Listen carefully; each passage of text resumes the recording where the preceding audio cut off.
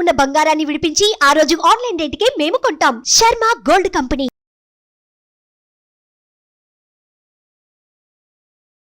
నమస్కారం, నేను గీతాంజలి. లలితా సహస్రనామం పట్ల మనకున్నటువంటి సందేహాలను నివృత్తి చేయడానికి ఇవాళ కార్యక్రమంలో మనతో పాటు ఉన్నారు ప్రముఖ ఆధ్యాత్మికవేత్త డాక్టర్ అనంతలక్ష్మి గారు. అమ్మ నమస్కారం అండి. నమస్తే అమ్మా. నమస్తే అమ్మా. నా పేరు సుధీర. అవునా. లలితా సహస్రనామం పౌర్ణమి రోజుల్లో చాలా టెంపుల్స్లోనూ గురువు గారి ఆధీనంలోనూ చాలా చోట్ల చేస్తారు. అసలు లలితా సహస్రనామానికి పౌర్ణమికి ఏంటి సంబంధం? అమ్మవారిని ఆరాధించినటువంటి వాళ్ళల్లో 14 మందిలో ప్రధానమైనటువంటి వాళ్ళల్లో చంద్రుడు ఒకడు. అంతేకాకుండా మనకి నామాల్లోనే మను విద్య, చంద్ర విద్య, చంద్రమండల మధ్యగా అని, చంద్రమండల మధ్యగా అయినటువంటి అమ్మవారిని ఎప్పుడు ఆరాధిస్తే బాగుంటుంది? చంద్రుడు పూర్తిగా ఉన్నప్పుడు ఆరాధించడం. నిత్య స్వరూపిణిగా చెప్పుకుంటాం మనం. నిత్యలు అంటే చంద్రుడికి ఉండేటటువంటి 16 కళలకి నిత్యలని పేరు. అందులో ఒకటి నిత్య. ఎందుకంటే నిరంతరం ఉంటుంది.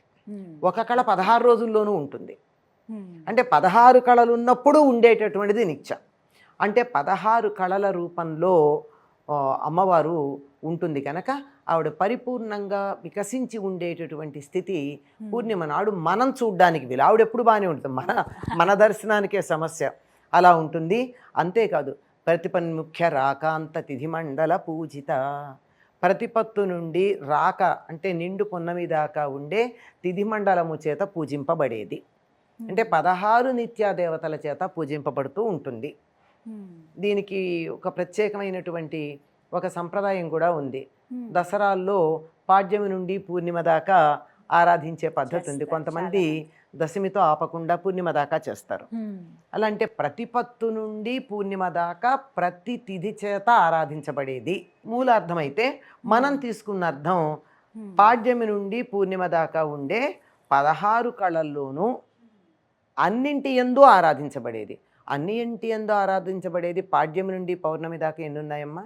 15గా. 16 అమావాస్య. అమావాస్యతో మొదలుపెట్టి పాడ్యమి నుండి పూర్ణిమ దాకా ఆరాధిస్తే 16 అవుతాయి. అలా 16 కళలలోనూ ఆరాధించబడేది అని ఒక అర్థం. 16 కళలు కలిసి ఉన్నప్పుడు ఈ మొత్తం 15 అందులోనే ఉన్నాయి కదా.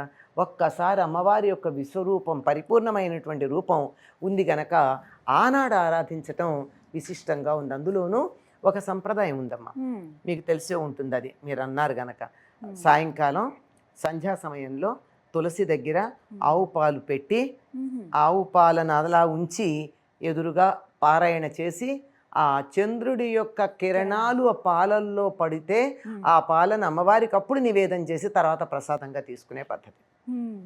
ఇందులో ప్రత్యేకంగా కార్తీక ఆశ్వేజ పౌర్ణాలు చేస్తారు. కానీ 12 పూర్ణిమలకి ఇలా చేసేటటువంటి పద్ధతి కూడా ఉంది. పైగా అమ్మవారి యొక్క పూర్ణ మంత్రం ఏదైతే ఉందో అది షోడసి, 16 బీజాక్షరాలతో కూడుకున్నది. అమ్మవారికి ఉన్న నామాల్లో కూడా ఒకటి షోడసి.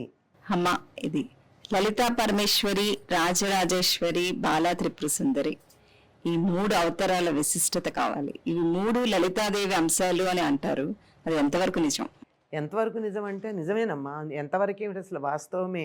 అమ్మవారు ఆదిశక్తి, మహాశక్తి, పరాశక్తి.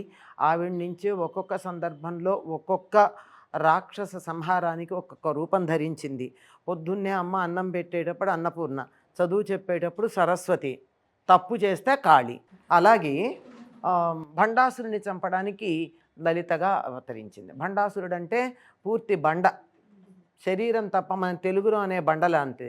శరీరమే నేను అనుకునేటటువంటి స్థితిలో ఉండి తినడం, జీవితంలో ఉన్నదాన్ని అనుభవించటం తప్ప మరొక పరమార్థం లేదనుకునేటటువంటి వాడు భండాసురుడు. బండ పోవాలంటే ఉండాలి, సున్నితత్వం రావాలి. కనుక లలితగా ఆవిర్భవించి వాడిని సంహరించింది. అలాగే భండాసురుడి కొడుకులు ఉన్నారు 30 మంది. వాడు 30 మందిని పంపించాడు. ఎంత దుర్మార్గులంటే, నేను బతికుండాలి, నా కొడుకులు చచ్చినా పర్వాలేదు అనుకునేటటువంటి వాడు రాక్షసుడు కాక మరెవరు. వాడిని పంపిస్తే పిల్లలతో నేను యుద్ధం చేయడం దేనికి అనుకుంది అమ్మవారు. అందుకని తన అంశగా బాలని పంపించింది. ఆవిడ బాలా త్రిపుర సుందరి. ఆ అమ్మవారి యొక్క అవతారమే బాల.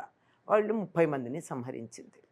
ఇలా లలితా పరమేశ్వరి అంతా అయిపోయిన తర్వాత హాయిగా శ్రీమాత శ్రీ మహారాజ్ఞి శ్రీమత్ సింహాసనేశ్వరి సింహాసనం మీద కూర్చుని లలిత పరాభట్టారిక అంటారు ఆవిడ్ని.